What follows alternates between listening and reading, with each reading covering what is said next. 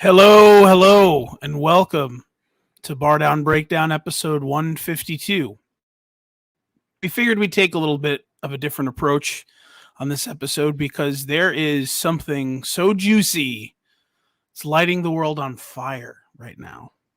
And that, of course, is the When We Were Young Music Festival, which has emo kids and pop punk kids and the like just divided in half.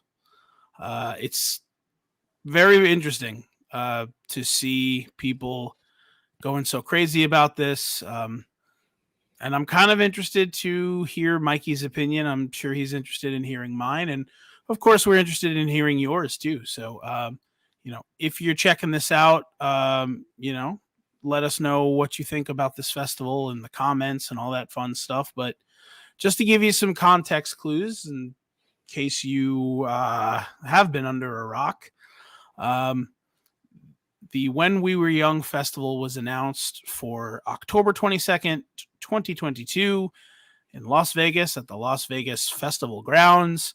Over 60 bands are playing a one-day festival, 3 stages, 12 hours. Seems like it could be a logistical nightmare, but I guess you do just have to remember that Live Nation has been doing stuff like this for years and years.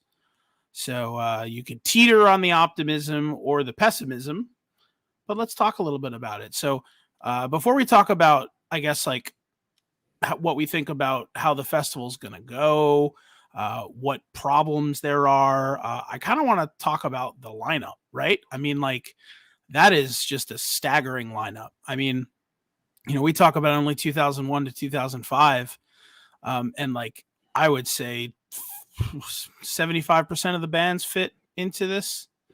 So I could do something fancy, Tom. I could Whoa. pull it up right there. Look at that. I had it as my background. I couldn't look behind me to see it, but let's just like talk about this. So first and foremost, your 2 main headliners are My Chemical Romance and Paramore. So that's pretty big. That's huge, actually, because Paramore has kind of been on a hiatus for a couple of years now, or I shouldn't say a couple of years, maybe about a year or two. At least they haven't actively been touring because, Haley has had some, solo records come out and all that stuff. But Paramore's huge, and My Chem is also huge. I mean, they're, coming off of a couple of reunion shows during COVID that never happened, but this is pretty big. There are a bunch of other bands on here that kind of stand out, but, tell me what you're thinking. So I think that they definitely left a few off, and some of the tweets that came out yesterday of people that were left off were pretty hysterical. And I saw that you replied to Bryce Avery from the Rocket Summer. Sure did. And I thought that was hysterical. But, it's also very hard to see, and maybe I missed this, but do you see the starting line on there? They are. Yep. Oh, they are on there? Yes, they are. Okay. So, makes sense, the starting line, but how perfect would it have been for, a something corporate reunion? Mm-hmm. Right? I feel like that's a big one that's left off. Mm-hmm. Bryce Avery and the Rocket Summer were huge at that point. Mm-hmm. Maybe bring that one back. Mm-hmm. And then I also see a lot of current bands that are on here that are still very active. Yeah. And I feel like maybe if you were going to include some current bands, why not someone like Little Fish to give them a chance at some real exposure? Okay. So I think that, first of all, we're going to get into the guarantees and how is this even possible? When you have this many heavy hitter bands, yeah, for sure, all playing, they're all going to want to get paid. Oh yeah. And that would make me have diarrhea every night thinking about how am I paying all of these bands, especially if tickets don't sell as well. I would be legit scared. So let's let's talk about something here, right? So I'm just going to do a quick count here. So it's 2, 7, 12. There's like, looks like about 60 bands, right? Just about. So they've announced that it's going to be a 12-hour festival with 3 stages, right? So if you break it up, let's call that 20 bands per stage, right? So a 12-hour festival, you figure what? Let's break that down into minutes, right? So 12 hours in minutes, what's that? 12 times 60, that's 720 minutes. So you divide that by 20, right? And that gets you just about 35 minutes per band, right? Okay. So not thinking about, the time that it is going to take to turn over each each band's equipment and all that fun stuff. Realistically, you're probably looking at, bigger bands getting maybe 45 minutes to an hour, and the bands that are lower on the bill maybe getting only 20 or 25 minutes. So that kind of harkens back to what Warped Tour was, right? Where, you'd only get to maybe see 7 or 8 songs get played. But like the ticket price for that, right, is just like, you're talking, the baseline price is $225 for a ticket. So, I mean, like, are you really going to spend that much money? And, unless you're from Vegas, airfare, lodging, all that fun stuff, just to see like Anne Berlin play 7 songs, like that kind of bums me out, like based on the billing, like, does that mean the starting line's only going to get to play 8 songs? Like, that's anticlimactic if there ever was anything, right? So like, that's the first thing I think about. Like, I look at this lineup and I think it's unbelievable in terms of the bands that are playing. I think it's diverse. I think it's really cool. I think it has a lot of bands that I'd love to see. But do I really want to go all the way out to Vegas, spend all that kind of money just to see, the starting line play, Leaving and Best of Me and Island, and that's it, right? Am I like on the right path with that? No, I totally agree. Like your knee jerk reaction when you see this is like, oh, I want to go. I'm going to this. Yeah, And then like the adult in you, because that's who we are the target demographic for this festival. that's Like, very true. so I'm assuming that we are thinking like a lot of people when they saw this, like, oh yeah, this is cool. Like I like the majority of these bands. I would love to go to this. And then you're like, all right, well, it's only one day. How are Mm-hmm. all these bands playing in one day? Yep. Oh, a 12-hour day? I don't know if my 35-year-old body can do a 12-hour day. Yeah. And then you're like, all right, Vegas, October, it could still be very hot. And Yeah. like one of the perks for the VIP is being able to use an air conditioned bathroom. So if you're not VIP, like you're going to be, I'm guessing, Warped Tour style, using Yep. those hot, smelly porta potties. Absolutely. And as a 35-year-old adult, that doesn't seem appealing to me. Yeah. No, for sure. I get that. And then the other thing to talk about, just because you had kind of talked about it before, and you just love to talk the money side of it, which is kind of interesting. But yeah, like, so I'm not sure. I know the festival grounds I think are pretty big. So I'm not quite sure how many tickets they can sell, right? But I mean, you looking at, I would say 10 bands on here just specifically. So looking at My Chem, Paramore, Bring Me the Horizon, Day to Remember, Avril Lavigne, Jimmy Eat World, like Bright Eyes, I guess, probably The Used. Now let's talk about that real quick. Like, How much money is that gonna be? Is Bright Eyes like a main headline of this festival? I mean, based on the way they're billed, it looks like they are.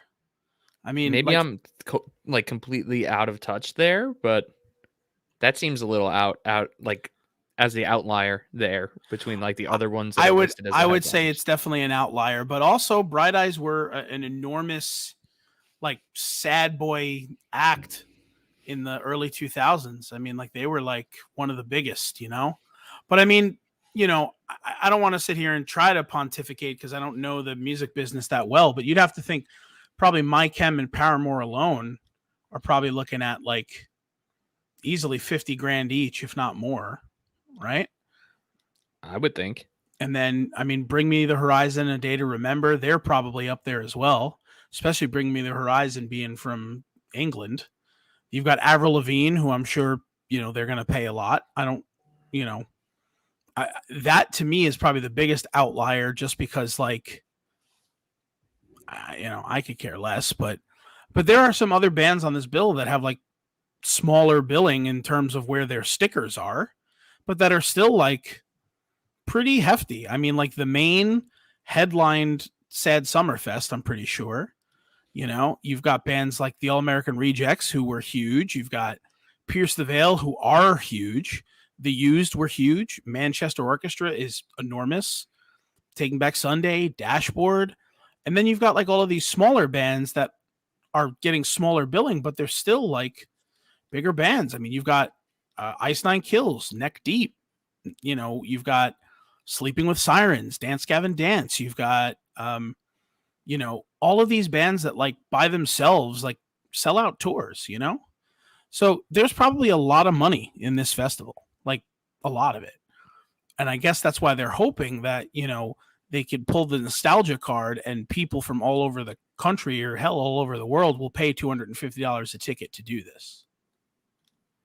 I think that's what they're banking on, right? They didn't want to only have 10 or 15 bands. Like they went all in and they got definitely the big names on this festival from this time period and, you know, emo alternative music. That's definitely what they were thinking on the business end. Now, you mentioned like, oh, this is organized by Live Nation, you know, that they know how to handle this. Do they, Tom? Like, I'm pretty sure that they were the ones behind that Travis Scott, like, music festival that a few people unfortunately lost their lives at.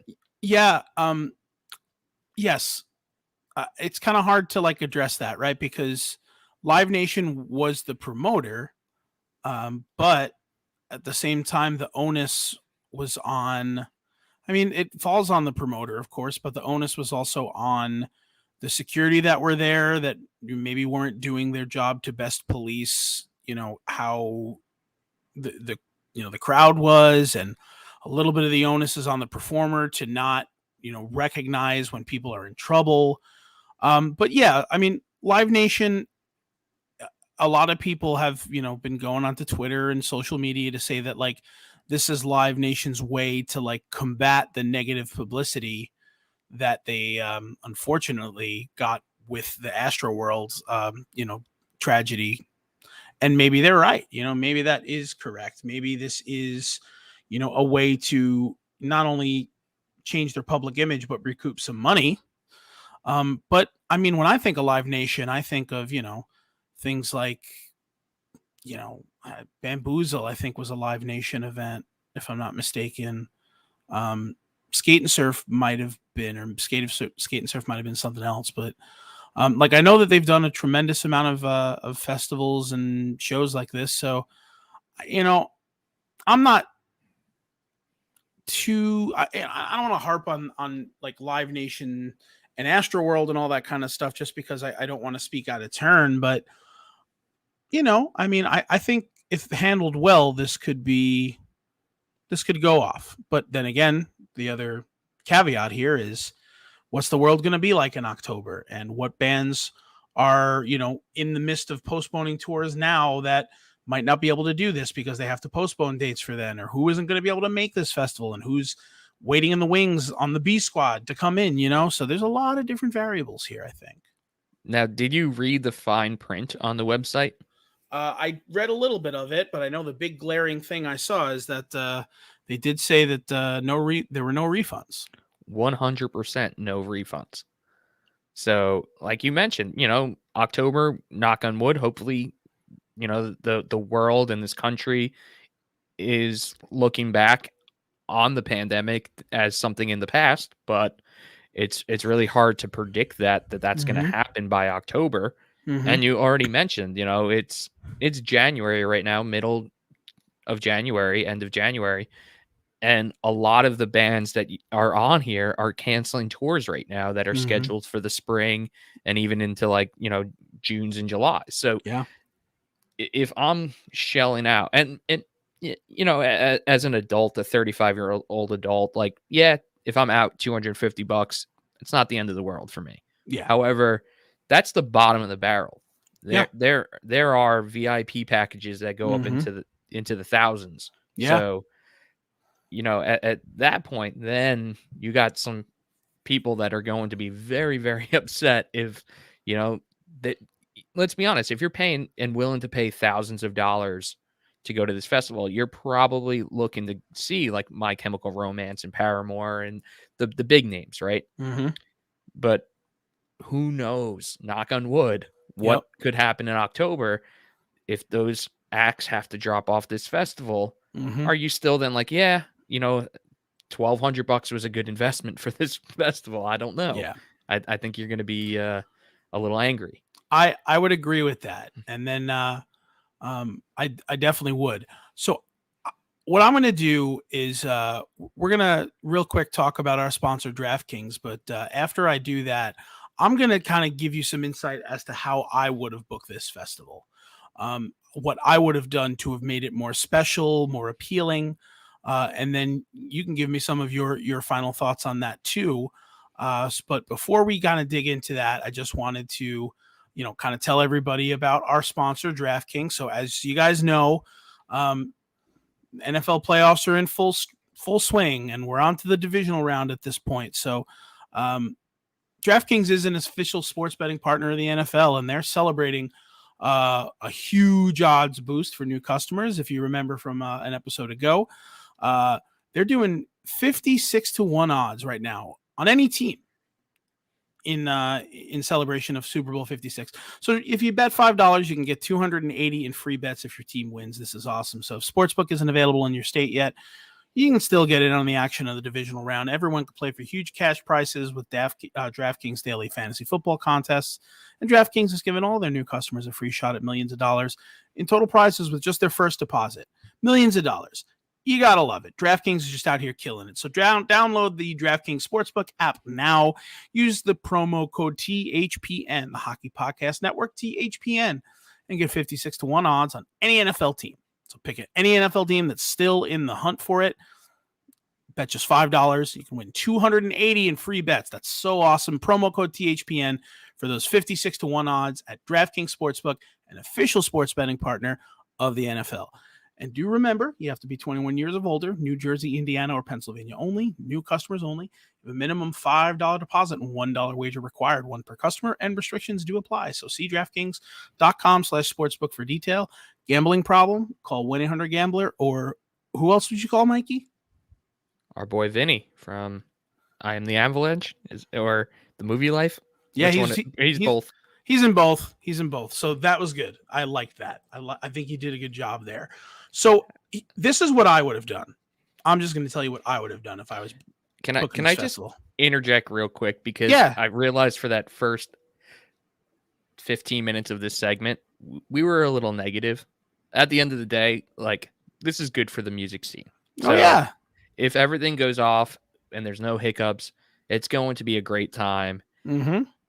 I'm not going to fly to Vegas to go to it, but if it was in North Carolina, I would probably be there. And I'm sure if it was in Florida, you'd probably be there. So I guess let's get that out of the way so we don't just seem like two internet trolls that are just like bashing anything just to bash it. So here's what I'm going to say though. I am actually kind of strongly considering it maybe a little bit more than you are.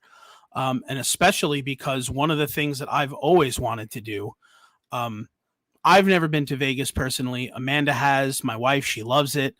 But one of the things that I've wanted to do since their inception was to go see a Knights game in Vegas. And October 22nd, 23rd, the season should be, maybe a couple weeks in. So, I mean, I might be able to get that opportunity, which would kind of sweeten this deal for me. And did you see Brendan Burke's tweet? Oh, when he just tweeted like who he wants to see in Well, he first tweeted at the NHL like, "Hey, please let there be an Islanders game in Vegas this weekend so he could go to it." So I thought that was pretty funny. if he's got that kind of pull, man, that would be something else. If I could see the Islanders play the Knights in Vegas, that'd be a one for the ages. But yeah, so I mean, like, you know, there's a lot of positivity that surrounds this, and I think this could be a really cool event. But if I would have booked this, this is what I would have done just to make it more of like a really exclusive kind of thing, right? So um I would have still kept it one day, 12-hour festival. I would have probably cut the bands in half and maybe done one extra stage. But what I would have done is said, okay, we'll pick 25 bands, right? And instead of those 25 bands just playing these short little 25-minute sets, what have you, I would have said, okay, AFI, we sing the sorrow front to back, something you would never maybe get the opportunity to see. Or, the starting line is playing. Let's do Say It Like You Mean It front to back. Taking Back Sunday is playing. Let's do Where You Want to Be front to back. Armor for Sleep is playing. Let's do Dream to Make Believe front to back. Like some really cool, only one time things that would really generate a huge buzz. But the other thing that I love about a festival like this, right, is a lot of these bands ran, toured together a long, long time ago, ran in the same circles. A lot of these guys are going to be seeing each other probably for the first time in years, And I think the opportunity for there to be some really cool surprises that you wouldn't get to see otherwise is still realistic. I mean, like you've got,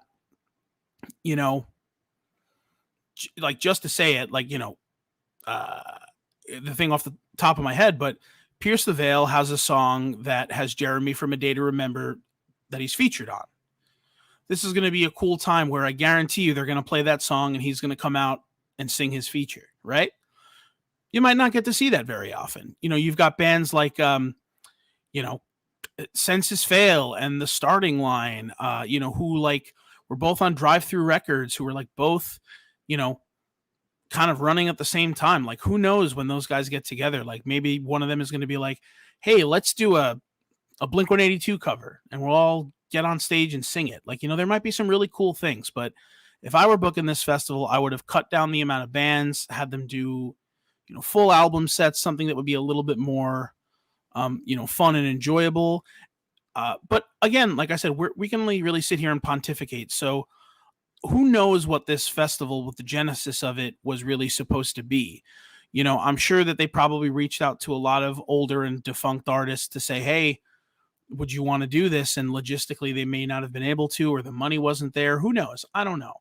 But I will say that even though I have some trepidation about it, just because, again, a ton of people in even if it's not an enclosed area, but a ton of people in a space, there's a little bit of concern about that, especially with the pandemic and, with some of the horror stories that you hear about festivals like this, there's a little bit of concern, but it's also, a different kind of crowd, so I know there's a lot of fandom for My Chem and Paramore and Bring Me the Horizon and A Day to Remember and stuff like that. But as much as people like bands like Thursday or The Starting Line or Motionless in White or Mayday Parade, I don't think you're going to have like the type of panic, and the type of like insanity that happened at that Travis Scott show. So I don't know. Again, I think it's super cool. There are a lot of bands that I want to see. I'm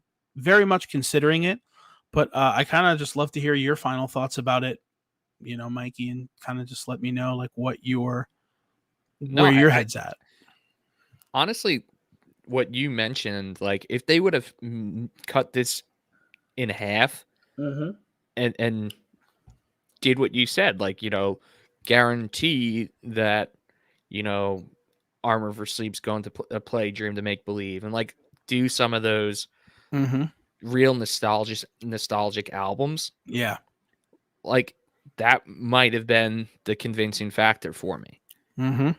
Because, yeah, like some of these bands over the last 20 years have put out a few dud records. Agreed.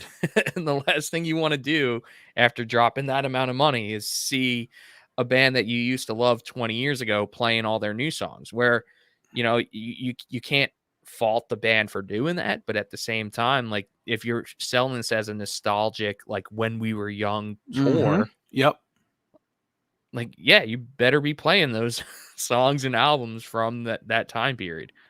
And I think by cutting it in half, and, I know Avril Lavigne's trying to do her comeback and everything, but, like, is that a name that's necessarily drawn a lot of people from this scene to go? I don't know. Maybe I'm being a little bit of a gatekeeper there. I who knows? But I think, yeah, they went over the top. But at the end of the day, I saw CNN was talking about this, and like some major news outlets are talking about this festival, which, if they cut this this package down in half, maybe they're not getting that publicity. So, Tom, what do you and I know at the end of the day?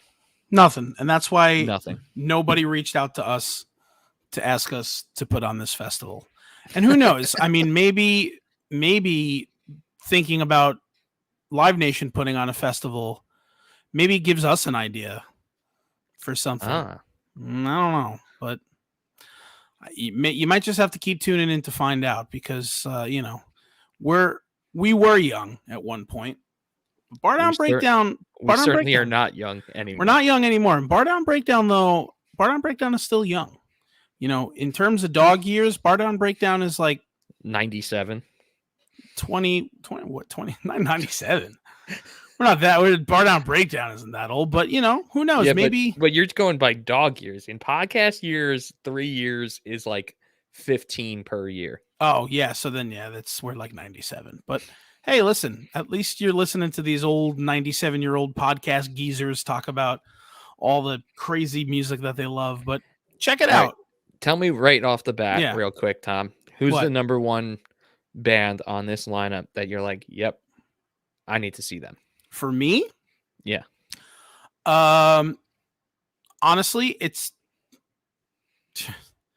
this is hard. That's a hard one. Off the top of my head, I'm probably going to say the Starting Line, honestly. That probably would be one of the most important bands for me to see, because they're just one of my favorite bands.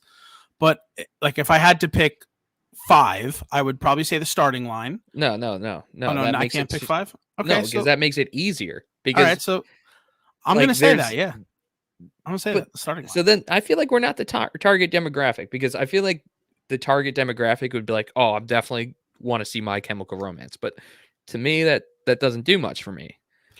I mean, I'm gonna see My Chemical Romance and I'm gonna love it. Don't get me wrong, but like, as far as like the biggest draw for me are bands like the Starting Line and Anberlin and Acceptance, and like bands that like kind of don't play anymore.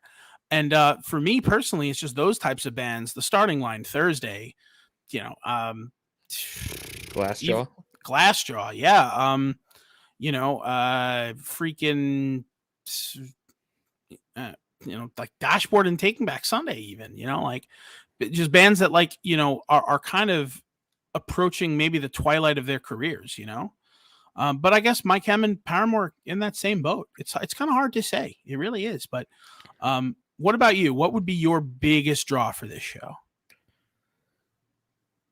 Honestly, I think it's going to be Armor for Sleep, even though they just did their reunion tour. I didn't get to it, and I'm super mad that I didn't get to it. So it's probably that one.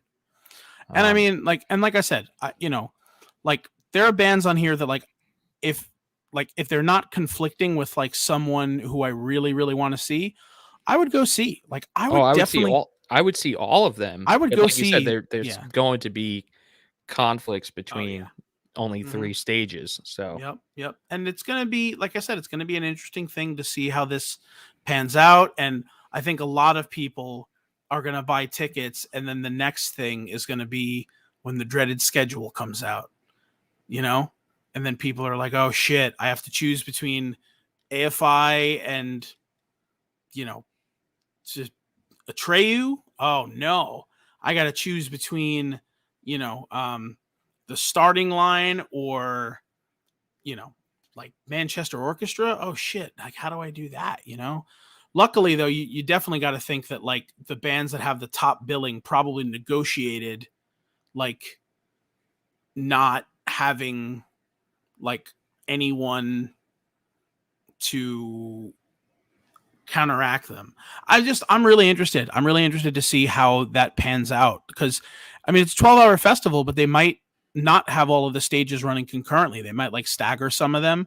They might have like, a stage start at 11 and then another stage starts at 11:30, and then that one stage that started at 11, the last band finishes up at 10:30, whereas the last band finishes up at 11. Who knows how they do it? They might do it in a way that they try to mitigate some of that crossover issue, but it is what it is, Well, Tom, at the end of the day, like we said, we don't know anything other than I'm probably not going to be there. You might be there. We'll see. Either way, it's as I just hope it goes off well so that we don't have like a black cloud hanging over the emo and like pop punk scene that means so much to us because Agreed. I think that this can go off without like riots or anything like that. And it's fun on day 2 to joke about it just because it's like, it's the hot topic. But at the end of the day, I just want it to go well. Everyone stay safe and have a great day enjoying some music from the past, but also some music that is still very current. And that's my 2 cents. I think something corporate should be on there. I would have probably bought a ticket if something corporate was on there. But and who knows, man? That might have just been one of those things where like Andrew McMahon just wasn't willing to do it, or the money wasn't there, or the people weren't there. Who knows? But yes, I agree. I do hope this goes off without a hitch. I hope that it's not panic trying to buy tickets. I hope that the festival is well organized. I trust Live Nation. I trust their ability to make cool things happen. So I'm excited to see how this plays out. I know you are too. And we are excited for you guys to tune in. This episode will drop on Tuesday. We're going to have some cool episodes coming up in the next couple of weeks. So stick with us. We will get back to talking about some hockey, as depressing as it is for us Islander fans. Again, we're not an Islanders podcast, and there is some cool stuff going on in the hockey world. So tune in next week. We will chat a bit about that, have a cool guest, and that's all we got to say about that. So excellent, man. I'm going to go on a limb here and say that the sleeper of this whole show, the sleeper band of this whole show, is going to be Ice Nine Kills. I think they're going to just like put on just such an insane show, and people that didn't know about Ice Nine Kills are just going to be like, holy shit, what did I just watch? This rules. Hey, that's what I think. For our homie Joe, I hope that is the case. And honestly, now that you said that, I thought you were going to put me on the spot and I was going to have to do one. But I totally agree because I've seen them live and it won me over. And I'm a pop punk kid. So if it can win me over, if you're into like melodic hardcore and hardcore, yeah, you're going to be an Ice Nine Kills fan. Hell yeah. Ice Nine Kills, Joe Cutie. What a guy. What a homie. Awesome. Well, thanks for tuning in, listening to us talk about the Crazy When We Were Young festival. If you have an opinion, you let us know about it. Let us know in the comments or wherever you want to let us know. Maybe on Twitter, maybe on Instagram. Maybe you want to tell me to my face. I don't care. Do it. Not with that mustache. They'll be scared to tell you to your face. Yeah. Looking like Wario. My Wario is my favorite. But Mikey, thank you so much for letting us do this again. All right. So we're going to end this. Peace be with you, Tom. And also with you.